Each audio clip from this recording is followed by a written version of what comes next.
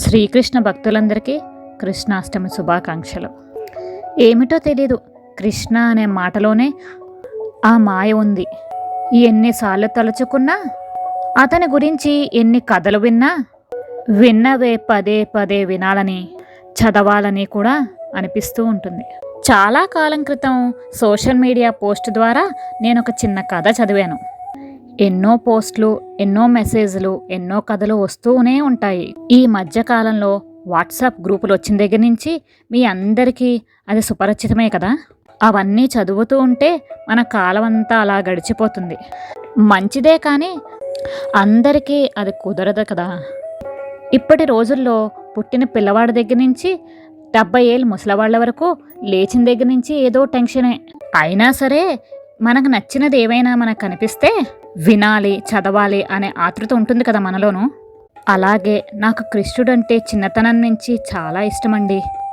ఇష్టం అంటే మామూలు ఇష్టం కాదండోయ్, అంతకు మించి. కృష్ణుడి గురించి ఏ విషయం వచ్చినా, ఏ కథ వచ్చినా, ఏ చిన్న మెసేజ్ వచ్చినా తప్పకుండా చదివి తీరుతానండి. ఆ కృష్ణుడిలో కూడా ఆ అయస్కాంత శక్తి ఉందేమో. అతనిని కూడా ఒక్కసారి పట్టుకుంటే మనల్ని అస్సలు వదలడు. జీవితాంతం మన చేయి పట్టుకునే ఉంటాడు. మన తోడుగా, నీడగా ఎప్పుడూ మనతోనే ఉంటాడు. ఈ కృష్ణాష్టమి సందర్భంగా ఎన్నో మెసేజ్లు, ఎన్నో పాటలు ఎంతోమంది నాకు పంపించారు. కృష్ణ భక్తురాల్ని కదా. నా ప్రియమిత్రులందరికీ నన్ను సంతోషపెట్టాలనే తాపత్రయం. నిజంగా నా అదృష్టం ఏమిటంటే, నా పుట్టినరోజు ఎవ్వరికీ గుర్తులేదు, తెలియదు కూడా చాలామందికి. కానీ కృష్ణాష్టమి అనేసరికి నేను చాలామందికి గుర్తొస్తాను. అది ఒక అదృష్టమే కదా.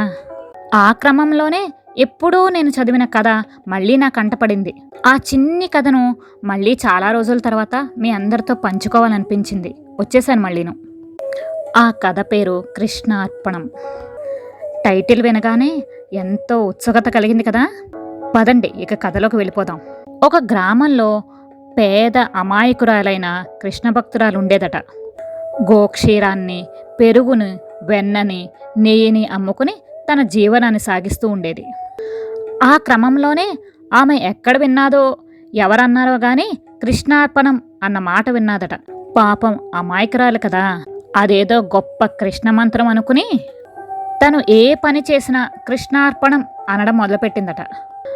ఆమెకు ఆ పదం ఎంత అలవాటు అయిపోయిందంటే, లేవగానే కృష్ణార్పణం, పడుకునే ముందు కృష్ణార్పణం, భుజించే ముందు కృష్ణార్పణం, భోజనం తర్వాత కృష్ణార్పణం, బయటకు వెళితే కృష్ణార్పణం, ఇంటికొస్తే తరువాత కూడా కృష్ణార్పణమే, చెత్త ఊడ్చి పారేసేటప్పుడు కృష్ణార్పణం, గోమయాన్ని ఎత్తి కుప్పలుగా వేసేటప్పుడు కృష్ణార్పణం అనడం మొదలుపెట్టిందట.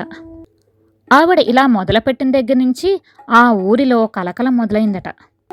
ఆ ఊరిలో ఉన్న కృష్ణ దేవాలయంలో కృష్ణుడి పైన చెత్త, గోమయం పడుతూ ఉండేదట. ప్రతిరోజు పూజారి గారు శుభ్రం చేసినా సరే మళ్ళీ మరుసటి రోజు అదే తీరుగా ఉండేదట.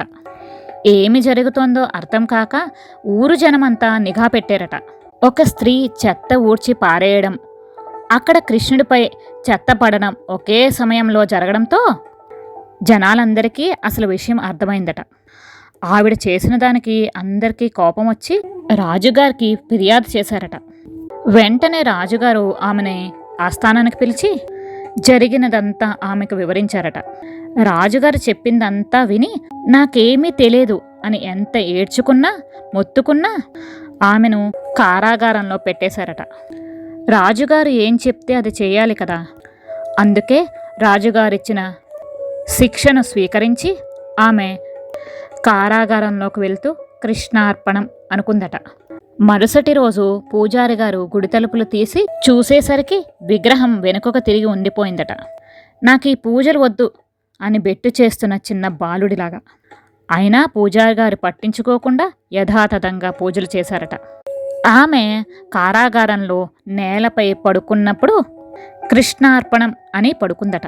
ఆ మరుసటి రోజు తలుపులు తెరిచి చూసేసరికి కృష్ణ విగ్రహం కూడా నేలపై పడుకుని ఉందట.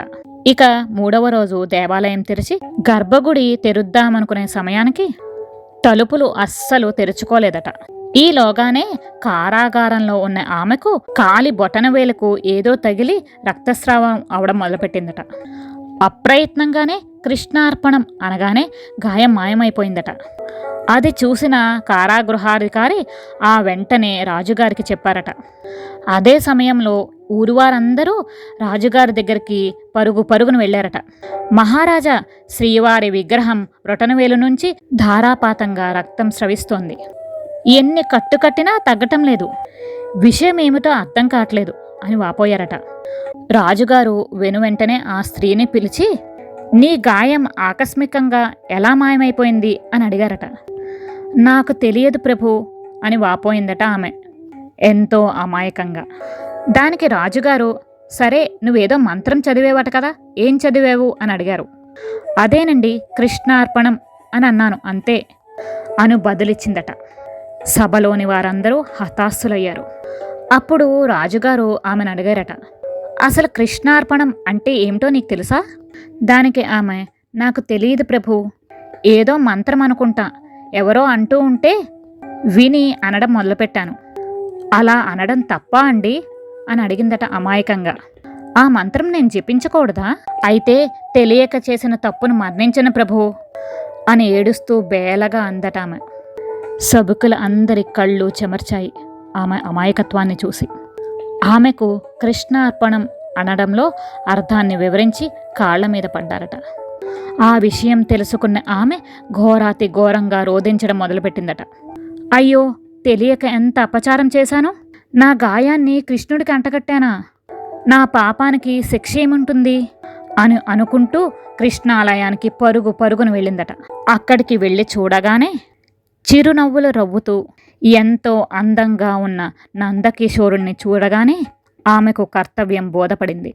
ఆ రోజు నుంచి శుచిగా శుద్ధిగా భోజనం వండి తినే ముందు కృష్ణార్పణం అనడం మొదలుపెట్టింది. అప్పుడు ఆ పరంధాముడు ప్రతినిత్యం ఆమె దగ్గరకు వచ్చి తృప్తిగా ఆమె వండిన భోజనాన్ని భుజించి ఆనందించేవాడట. ఆమెది ఎంత భాగ్యమో కదా! సకల చరాచర సృష్టికర్త తనంతట తానే కావలసింది తీసుకోగలడు. అయినా సరే ప్రేమతో మనం పత్రం, పుష్పం, ఫలం, తోయం ఏదిచ్చినా ఎంతో తృప్తిగా స్వీకరిస్తాడు. అది గొల్ల పిల్లవారి చేతిలోని ఎంగిలి వెన్నైనా, పేదవాడి చేతిలోంచి గుప్పెడు అటుకులైనా. అదేవిధంగా ఆమె భక్తి భావాన్ని లోకానికి చాటి చెప్పడానికి చెత్తనే తనపై వేసుకున్న భక్త లోలుడు ఆ పరంధాముడు శ్రీకృష్ణుడు.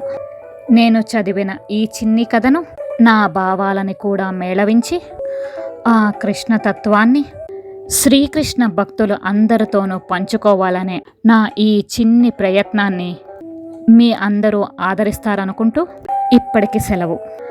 సర్వం శ్రీకృష్ణార్పణమస్తు. జై శ్రీకృష్ణ.